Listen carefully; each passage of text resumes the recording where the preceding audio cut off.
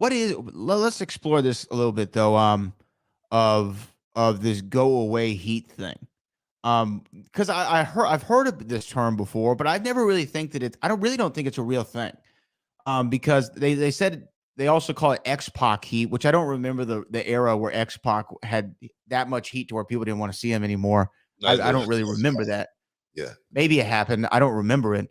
But do you think that that's a real concept where people like Roman kind of went through a period to where as soon as his music hit, he's getting booed? It's still a reaction. So is go away heat a real thing even? I don't know what, like I said, I've heard good heat, bad heat, go away heat. Uh, that the go away heat something that's something, a new term as of late. We didn't really have that term. It was good heat or bad heat. There was no in between. For me, there again, for John Cena, everybody saying Cena sucks. And then you had the ones that liked him saying, let's go Cena. Cena sucks. That worked for me. The Roman Reigns thing, people didn't like Roman. They really didn't want to get behind him. For what reasons? I don't know. Because Roman, at that point and still now, is one of the best workers, on the roster. Bottom line, no doubt, one of the best wrestlers of this era, no doubt.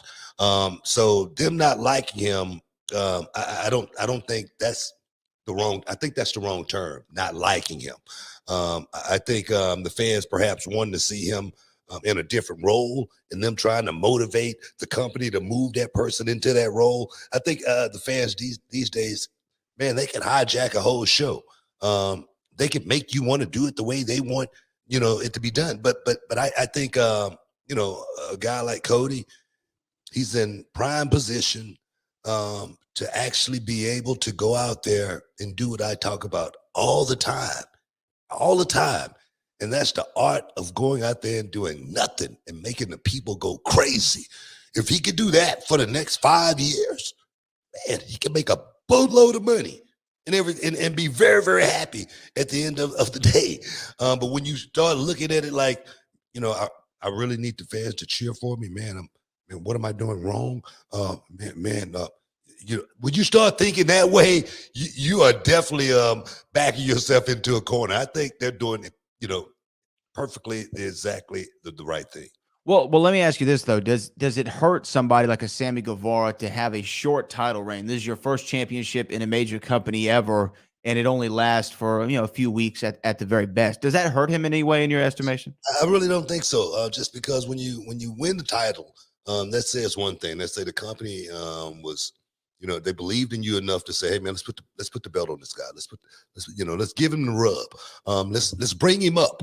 Okay, but we can't keep we can't bring everybody up and just focus on this one guy. Sammy is good. Sammy's young. He's got a lot of time left in the business. He's got a lot of more title reigns to capture. Just imagine, man, if people was talking about, man, Booker T, man, he won the TV title, man. He should be in the world title picture right now. Can you imagine, what that would have done for me as far as what kind of pressure that would have put me under? But winning the television championship 6 times before I moved on, man, that on the job training for me was worth its weight in gold. And I think that's what Sammy is getting right now is on the job training. And I think he's done a damn good job being a young kid thrust in the spotlight the way he has been over this last year. Sammy's been fantastic, I think, and he's been putting on sensational matches. He and Cody, by the way, tore the house down. To nobody's surprise, they had a great match. Just a lot of fans online were questioning the finish.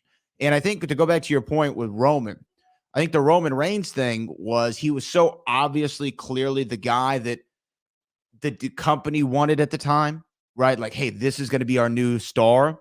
That fans said, hey, I think that's our job to tell you who the star is. And sometimes the fans can kind of get full of themselves. We're all guilty of it, whether it be in wrestling or movies or TV. Like we always think that we know better, right? Yeah, we always think that we know better. But with Roman, it took him going on a hiatus and coming back as a heel for those kind of boos to stop and to people and for people to start reacting in the way that he and the company wanted them to react.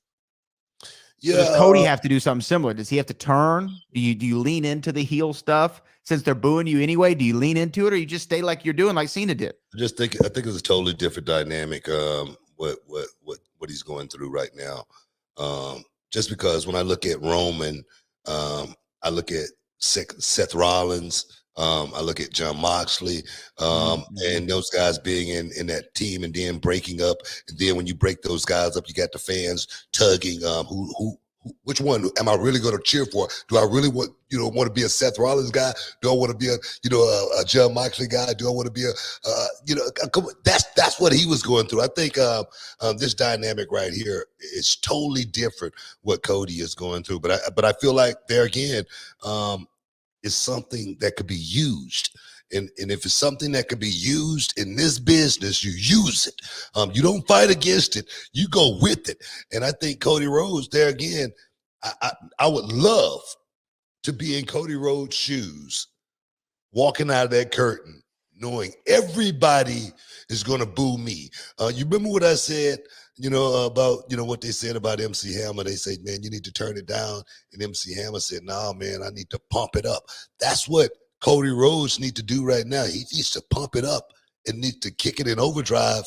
And then he might even perhaps just need to embrace it and go all in, just like they talk about over there all the time, all in. Because I'm serious, because if you got something in this business, man, you use it. You don't fight against it.